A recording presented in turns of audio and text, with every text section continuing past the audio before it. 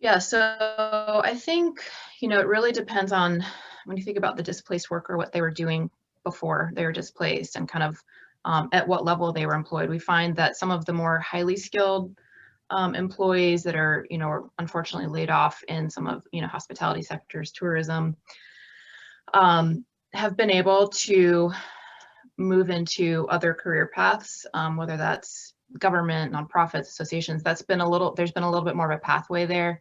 It's the less skilled workers, I think, where we're seeing more of the impact.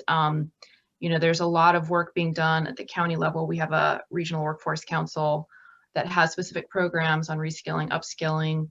And we've seen a lot of communities roll out similar programs. I think the hard part is sort of matching those who are displaced and finding a good place for them to find work in the sectors that are growing. I mean, we're very fortunate in Arlington. I think in this area in general, we have, the federal government has fared quite well. Government contractors that support federal government are also doing well. Of course, tech companies, consulting, professional service, there's a high representation of those companies here who all, worked well and were able to operate pretty successfully, even in a remote environment, bumpy, but successful.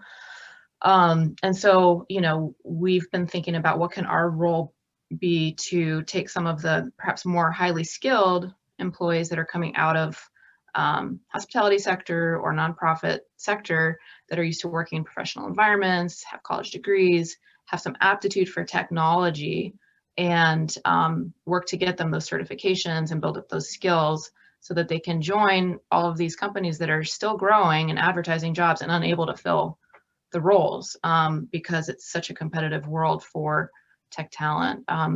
So we're working on an apprenticeship program that we're exploring with some organizations. We have them in this area that do sort of professional apprenticeship models for exactly this reason.